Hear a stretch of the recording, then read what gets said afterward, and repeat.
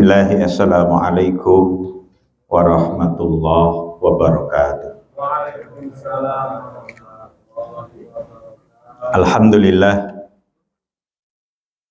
nahmaduhu wa nasta'inuhu wa nastaghfiruh wa na'udzu billahi min syururi anfusina wa min sayyiati a'malina. May yahdihillahu fala mudhillalah wa man yudlil falan tajida lahu waliyyan mursyida. Wa asyhadu an la ilaha illallah wahdahu la syarikalah wa asyhadu anna Muhammadan abduhu wa rasuluh la nabiyya wa la rasula ba'da. Allahumma shalli wa sallim wa barik ala sayyidina Muhammad wa ala alihi wa ashabihi wa man tabi'ahum bi ihsanin ila yaumiddin. Faqala Allah Ta'ala fi kitabihil karim, a'udzu billahi minasyaitonir rajim. Ya ayyuhalladzina amanu taqullaha haqqa tuqatih wa la tamutunna illa wa antum muslimun. Wa qala Rasulullah sallallahu alaihi wasallam, ittaqillaha haitsu ma kunta wa atbi'is sayyi'atal hasanata tamhuha wa khaliqin nas bi khuluqin hasanin.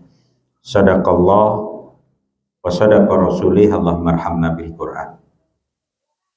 Bapak Ibu muslimin muslimat rahimakumullah, alhamdulillah kita awali dengan memanjatkan puji dan syukur kita kehadirat Allah atas limpahan nikmat dan karunia-Nya yang senantiasa Allah limpahkan di dalam kehidupan kita, dan mudah-mudahan kita mampu mensyukurinya dengan meningkatkan ketaatan kepada Allah Subhanahu wa Ta'ala, wabil khusus dalam hal rukuk dan sujud kita kepadanya. Yang kedua kalinya salawat dan salam semoga terlimpah kepada junjungan kita Rasulullah Sallallahu Alaihi Wasallam. Mudah-mudahan salawat ini juga sampai kepada keluarga beliau, para sahabatnya, dan juga sampai kepada kita semuanya. Bapak Ibu yang dimuliakan Allah Subhanahu wa Ta'ala, sebelum saya menyampaikan materi, mungkin kita buka dulu dengan tanya jawab. Ada mungkin yang ingin bertanya di sekitar persoalan-persoalan agama? Konten Pak, ibu-ibu ada yang pengen tanya mboten?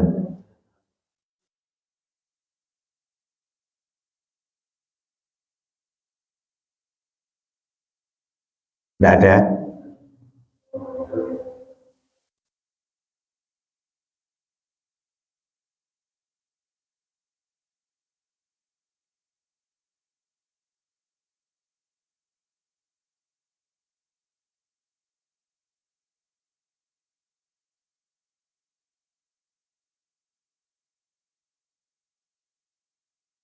Ada enggak? Betul-betul. Kalau tidak ada, Bapak Ibu sekalian, saya angkat malam hari ini surat Al-Ma'un. Kebetulan materi di IPHI Jati Soekarjo tadi pagi. Ini pangapunten karena undangannya juga datang. Jam 5:30 baru diberi informasi. Oleh karena itu Bapak Ibu sekalian, saya angkat surat Al-Ma'un ini, mudah-mudahan bisa menjadi nasihat untuk kita semuanya agar kita terhindar dari 6 sifat yang akan menjerumuskan kita ke dalam neraka, dan kita bisa menapaki 6 sifat yang insya Allah akan menghantarkan kita ke dalam surganya Allah Subhanahu wa Ta'ala. Bapak Ibu sekalian, ayat ini menurut para ahli tafsir itu nyindir Abu Jahal, tapi juga ada yang berpendapat nyindir Abu Sufyan. Kedua-duanya merupakan bangsawan Mekah yang kaya raya. Bangsawan Mekah yang luar biasa kekayaannya. Konon tidak sampai seminggu, ya, hampir tiap hari itu nyembelih unta, saking kayanya. Ya. Jadi dia itu sering menyembelih unta. Pada suatu hari ada seorang anak kecil yang kelaparan, kemudian anak ini meminta daging unta itu. Ya. Bukannya diberi daging unta, tapi malah diambilkan kayu, kemudian kayu itu disodokkan ke anak ini, lalu anak ini terjungkal jatuh dan ketakutan lalu pergi. Maka Allah kemudian menurunkan ara'aital ladzi yukadzibu biddin fadzalikal ladzi yad'ul yatim wala yahuddu ala ta'amil miskin fawailul lil musallin alladzina hum an salatihim sahun alladzina hum yura'un wa yamna'unal ma'un. Di dalam surat Al-Ma'un ini ada 6 sifat yang jika 6 sifat itu ada pada kita, pasti kita masuk neraka. Ya, pasti kita masuk neraka. Dan jika kita bisa menghindar dari 6 ini, dalam artian kita bisa melakukan kebalikan dari 6 ini, maka kita bisa dipastikan masuk surga. Apa itu? Yang pertama yang akan menyeret kita masuk neraka yaitu mukadzibu biddin. Yukadzibu biddin, pelakunya mukadzibu biddin, pendusta agama, ya, pendusta agama. Apa itu din? Ya. Din itu ya salah satu maknanya sebagaimana di dalam surat Al-Fatihah, Maliki yaumid, berarti yaumul jaza. Ya. Mendustakan apa? Mendustakan yaumul jaza, mendustakan hari pembalasan, mendustakan hari kiamat. Ya. Sebenarnya aneh, apalagi jika mendustakan orang-orang yang mengaku muslim atau mukmin. Kok mendustakan hari kebangkitan, hari kehancuran, hari berakhirnya dunia ini? Aneh. Orang-orang kafir saja, para ilmuwan kafir saja, mereka mengakui akan akhir daripada langit dan bumi ini dengan kehancurannya. Yeah. Kalau orang beriman masih meragukan, aneh. Hari pembalasan, yaumiddin, hari yaumul jaza, yaumul jaza, hari pembalasan. Atau selain makna yaumul jaza atau hari akhir, yaitu maknanya hukum-hukum Allah Subhanahu wa ta'ala. Din itu artinya hukum-hukum Allah Subhanahu wa ta'ala. Kemudian selain dua ini juga ada lagi, yaitu apa makna din? Makna din itu Islam.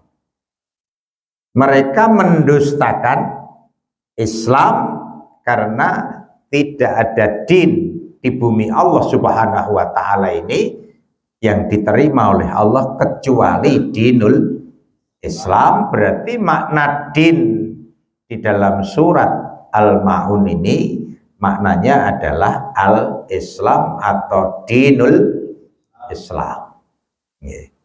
Wa may yabtaghi ghairal islama dinan fala yuqbala minhu wa huwa fil akhirati minal khasirin. Jadi mendustakan agama Islam, agama yang diterima oleh Allah Subhanahu wa taala di hari kiamat nanti. Bapak Ibu yang dimuliakan Allah, mohon maaf saya ulangi karena ini sangat mengingatkan kita. Orang yang mendapat nikmat Allah Subhanahu wa taala yang paling besar di dalam hidupnya adalah ketika dia diberi pemahaman terhadap agama Islam ini. Itu nikmat terbesar dalam hidup.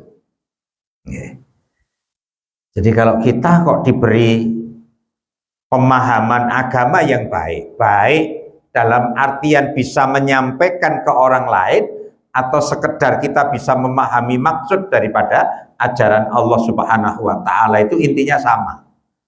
Ya.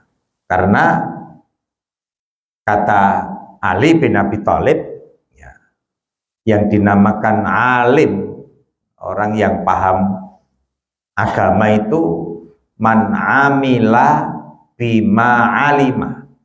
Ya, man amila bima alima, orang yang mengamalkan, ya, ilmu yang sudah dia pahami. Wa wafaqahu ilmuhu amaluhu, dan ilmunya bersesuaian dengan amalnya. Ya, itu makna faham, ternyata itu Pak hakikatnya. Jadi belum tentu seorang ustadz itu paham ilmu. Kalau definisinya yang niki wau. Nggih. Lah ustadz selingkuh niku enten mboten? Kathah malahan Pak. Berarti pun survei niku Pak. Nggih. Ya. Jadi yang dinamakan paham itu ilmunya bersesuaian dengan amalnya, amalnya mengikuti dibimbing oleh ilmunya. Itu namanya paham. Ya. Jadi tidak sekedar dia menguasai dalil, tidak.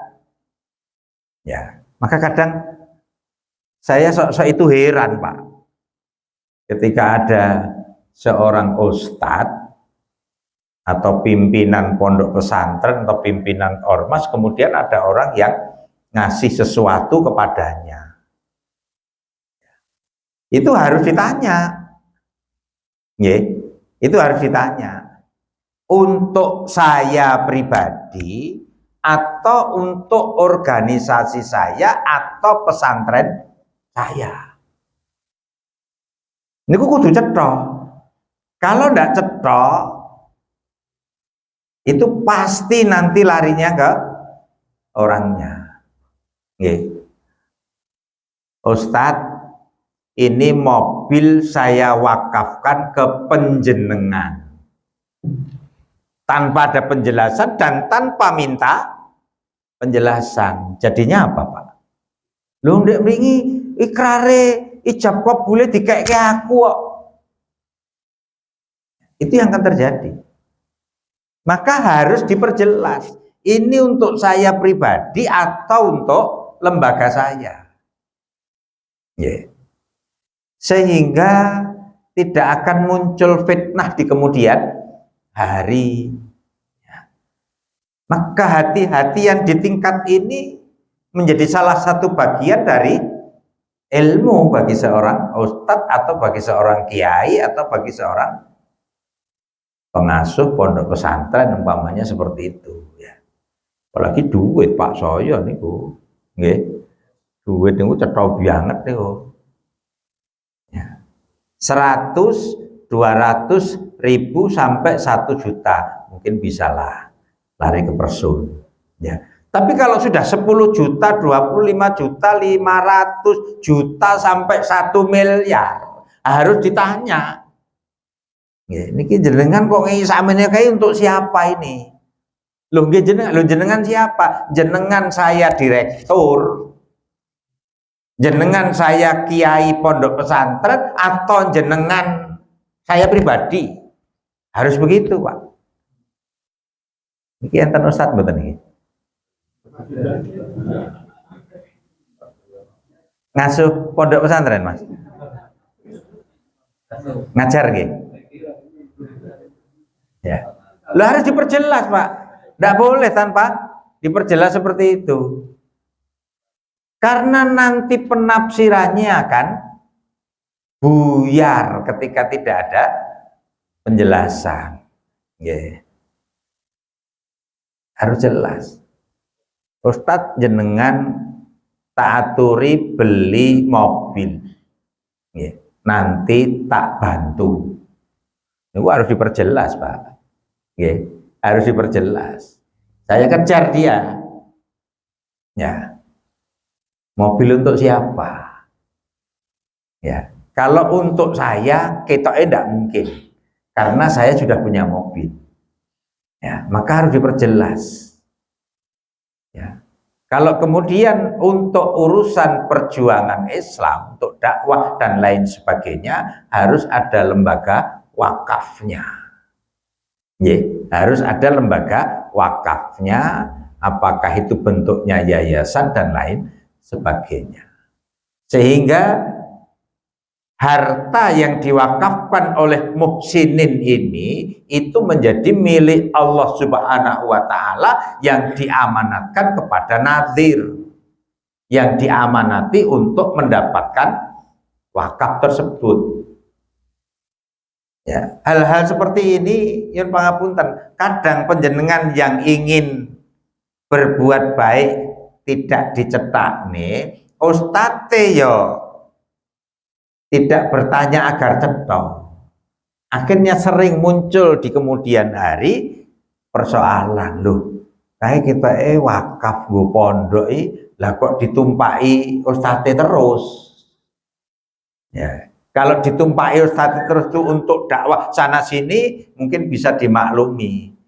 Ini kok diparkir neng ngomai terus, kok no garasi nih ustadz terus, ini menjadi persoalan. Yeah. Bapak-bapak, ibu-ibu yang dimuliakan Allah Subhanahu wa taala, Islam itu sejeli itu. Maka jangan sampai kita menjadi orang yang masuk dalam bagian pendusta agama. Kita ustaz, tapi hal-hal yang syubhat tidak diperjelas, ya. Maka hendaklah yang seperti ini diperjelas. Karena dinul Islam itu din yang jelas, tidak samar, al-haqqu bayyinun wal batilu bayyinun. Benar itu cetha, salah niku cetha, ya. Nah, bapak-bapak, ibu-ibu yang dimuliakan Allah, yang tidak kalah pentingnya, saya perlu mengangkat di dalam kajian ini terkait dengan din tadi, agar nanti kita tidak menjadi pendusta-pendustanya. Yaitu ada, kalau tidak salah dari Ali bin Abi Thalib. Ya.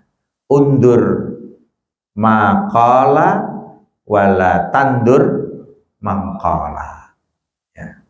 Lihatlah apa yang diucapkan dan jangan kulihat siapa yang mengucapkan. Itu kalau kemudian kita berlakukan hari ini, akan banyak terjadi kekacauan, Pak. Akan banyak terjadi subhat-subhat dalam kehidupan. Karena hari ini ulama su itu jumlahnya banyak.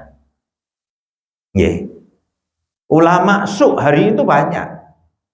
Kalau kemudian kita suruh mengikuti ucapan mereka tanpa harus melihat akhlak dan tingkah laku mereka, ini pasti akan menjadi persoalan tersendiri. Sebagaimana yang kita angkat baru saja. Yang jenengan pomo pengajian ngeten iki harus ngerti. Ustaz Hasan kae selingkuh. Pripun, Pak? Jadi kula ceramah, jenengan ngerti nah aku selingkuh. Pripun kinten-kinten? Lah nggih. Maka kalau menggunakan dalil, sing penting sing diceramahke bener, rasa delok tingkah lakune ngoten. Nggak bisa. Nggih? Nggak bisa. Ya.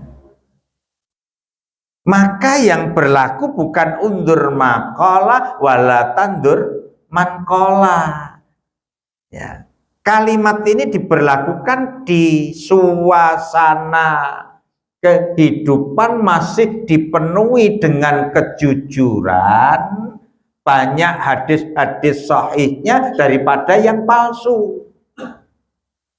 Yeah. Ketika suasana sudah dipenuhi dengan penyimpangan-penyimpangan seperti ini, yang berlaku inna hadzal ilma din. Ini kata tabi'in Ibnu Sirin namanya. Inna hadzal ilma din. Sesungguhnya ilmu ini, ilmu yang kita pelajari ini, ilmu yang kita kaji bersama-sama ini din. Ya, ini din. Penentu surga neraka kita. Ya, penentu surga neraka kita. Ya. Panduru aman ta'khuduna dinakum. Maka lihatlah kepada siapa kamu mengambil ilmu itu. Yeah.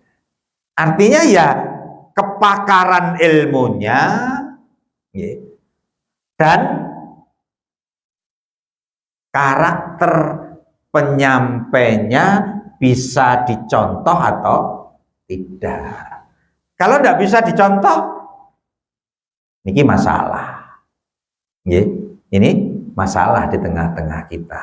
Maka fanduru amman ta'khuduna dinakum. Lihatlah kepada siapa kamu mengambil ilmu itu. Ulama-ulama dulu, Bapak Ibu yang dimuliakan Allah, luar biasa. Yeah. Imam Bukhari itu hanya melihat seorang yang dikatakan ulama, ya, memanggil kucing, kok setelah dipanggil tidak diberi apapun, tidak diberi sesuatu apapun, dia pergi, Pak. Tidak jadi mengambil ilmunya. Kucing wis dihapusi, jojo kok aku ya dihapusi. Apakah seperti itu yang dia lihat? Belum tentu. Tapi kehati-hatian ilmu sangat diperhatikan oleh Imam Bukhari. Ya. Tidak sampai di situ, Bapak Ibu sekalian. Ketika beliau akan mencantumkan hadis sahih di kitab yang akan beliau tulis, itu ternyata beliau istiqoroh. Itu din itu sampai seperti itu. Agama itu sampai sedetail itu Islam. Ya.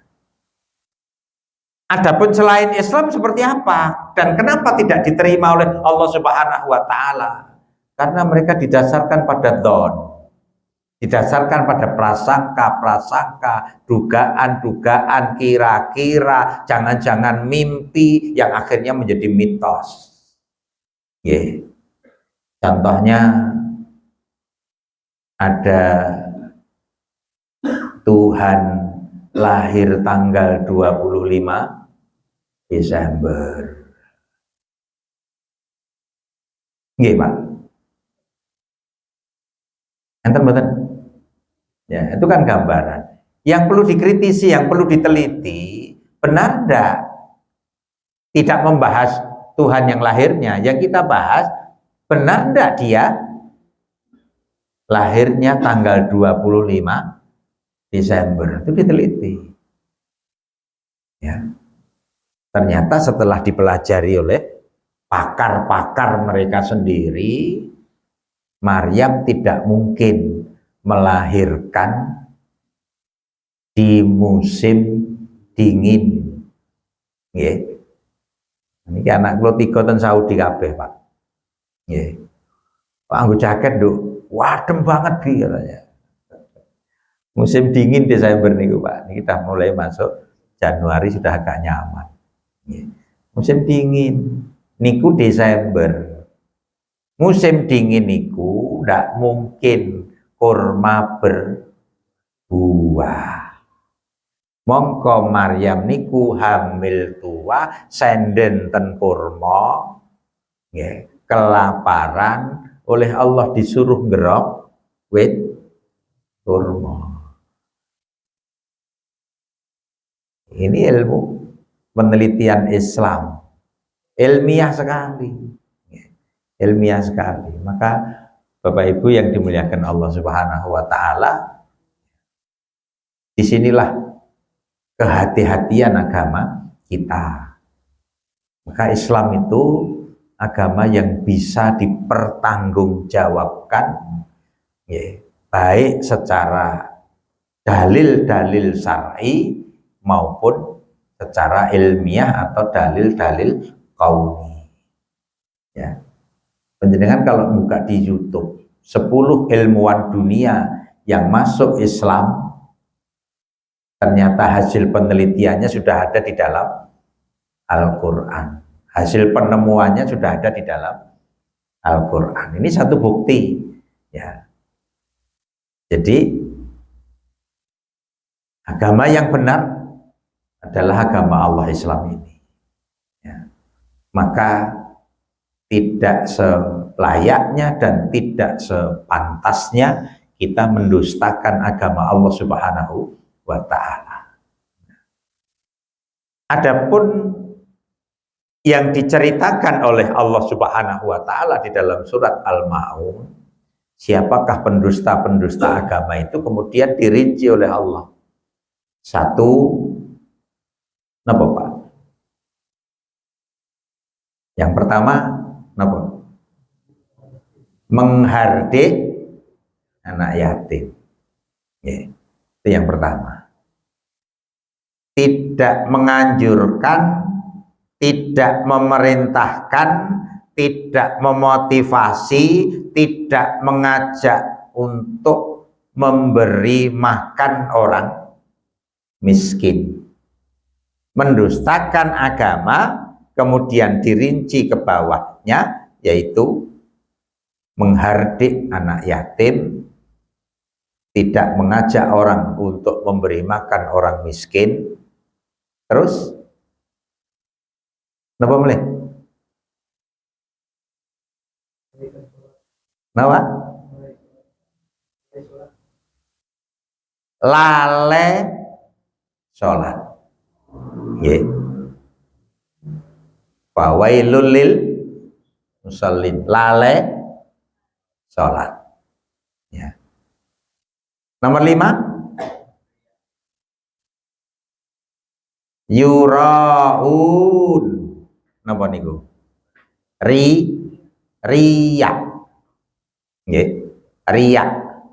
Nomor 6, yam naunal ma'u. Napa niku? Kalau beberapa tafsir tidak mengeluarkan zakat, nggih, beberapa tafsir begitu. Yamnaunal ma'un itu tidak peduli kanan kiri, nggih, tidak peduli kanan kiri. Ya. Jadi Islam ini agama yang mengajarkan hidup sosial. Ya. Jadi peduli terhadap kanan kiri, peduli terhadap anak yatim, orang miskin, dan lain sebagainya. Karena memang Islam itu agama yang mengajarkan bahwa orang dikatakan sebaik-baik orang jika dia banyak memberikan manfaat bagi orang lain. khairun nas anfa'uhum linnas. Sebaik-baik orang itu yang banyak memberi manfaat orang lain. Peduli luar biasa. Puncaknya adalah la ilaha illallah, dan yang paling rendah adalah imatatul adza anit thariq. Menyingkirkan sesuatu yang mendatangkan bahaya bagi pejalan di tengah jalan. Di Islam sampai seperti itu Pak, detailnya. Itu agama kita. Lah, kok dioncai ini. Ya, Bapak Ibu sekalian, yang pertama anak yatim. Anak yatim. Jangan kalau mengikuti Kick Andy, ada seorang pemuda yang miskin, bahkan sudah pesimis tidak bakal punya anak.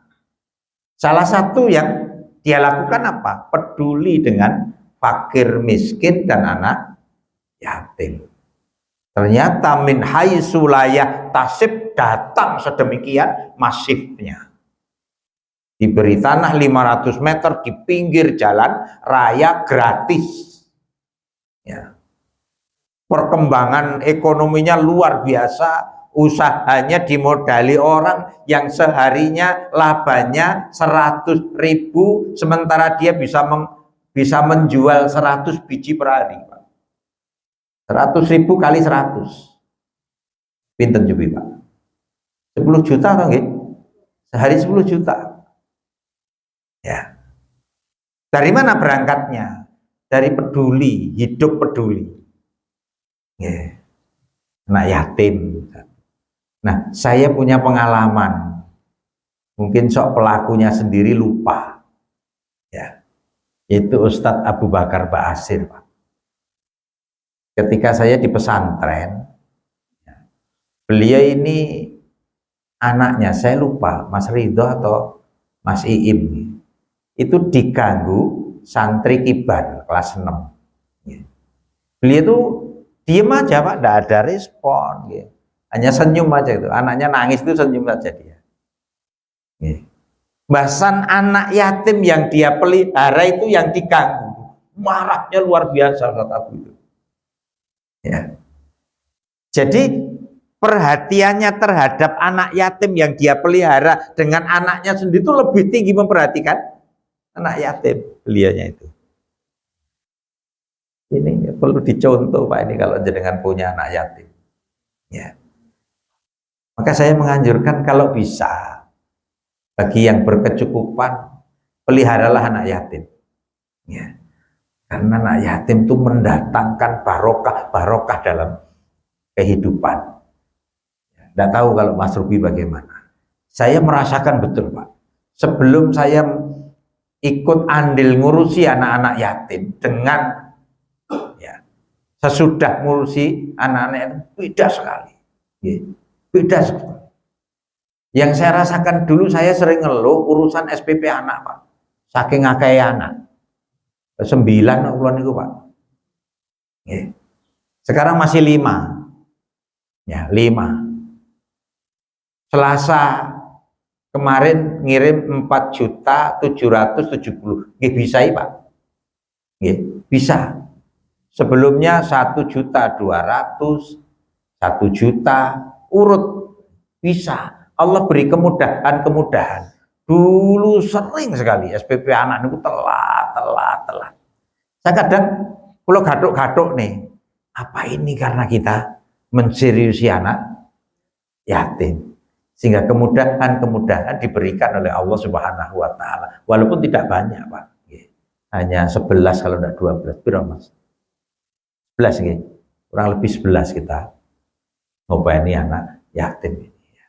Nah, Bapak Ibu sekalian, apalagi Rasulullah mengatakan ana wa kafilul yatim fil jannati hakada. Saya dan anak yatim akan di surga berdampingan, kata Nabi sallallahu alaihi wasallam. Maka peliharalah anak yatim, minimal menjadi bapak asuh. Minimal menjadi bapak asuh.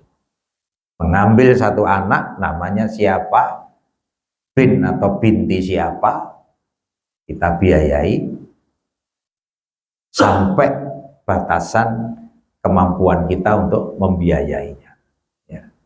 insya Allah tidak hilang. Insya Allah tidak akan mengurangi kekayaan kita. Ya. Orang miskin saja menjadi berkecukupan karena ngurusi anak yatim, apalagi kita berangkat dari berkecukupan kemudian bismillah tak openani anak yatim. Insya Allah akan menjadi kebaikan dan barokah di dalam rumah tangga kita. Nah, yang berikutnya Bapak Ibu yang dimuliakan Allah yaitu orang-orang miskin. Menganjurkan, mengajak, memerintahkan agar supaya kita menyantuni, memperhatikan, memberikan bantuan kepada orang-orang miskin. Rasulullah SAW menasihati Abdullah bin Salam dengan kata-kata, ya Abdullah bin Salam, absus salam, wa'at'imut ta'am, wasilul arham, wa kum bil laili wan nasu niyam tadkhulul jannah bisalam. Wahai Abdullah bin Salam, sebarkan salam, biasakan ucapkan salam. Assalamualaikum warahmatullah wabarakatuh kalau sempurna, minimal assalamualaikum. Absus salam, sebar salam itu. Yang mriki mantuk yang satu di dalam masjid ketemu ajeng pisah assalamualaikum sambil salaman, yang satu lewat sini, yang satu lewat mriku. Neng jobo podo-podo jikuke sendal, podo inceng-incengan, podo inget-ingetan. Setelah kita jalan kemudian bersama lagi, salam lagi, sunnah niku. Ucapkan salam lagi. Mengke mawon, Pak.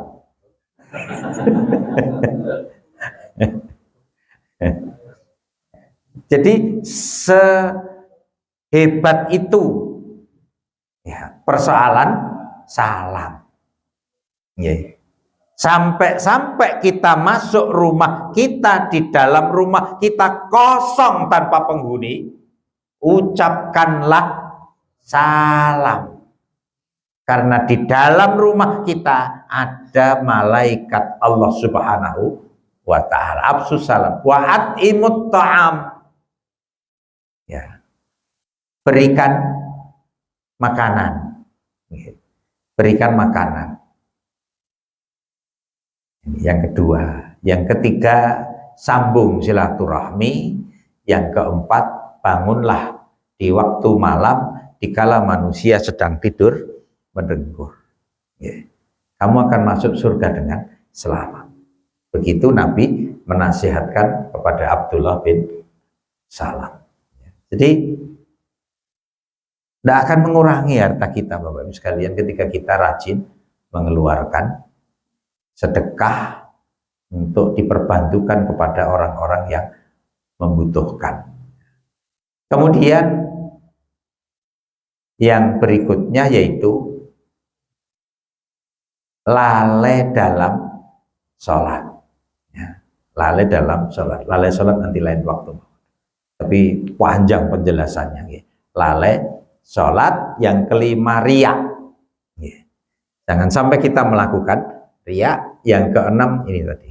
Tidak peduli dengan orang-orang yang seharusnya kita berikan bantuan. Ya. Dari kanan kiri kita. Ini 6. Kalau sifat ini ada pada kita, kata para penafsir surat Al-Ma'un ini, maka bisa dipastikan orangnya pasti masuk neraka. Ya, maka kalau kita ingin masuk surga, lakukan kebalikan dari 6 ini.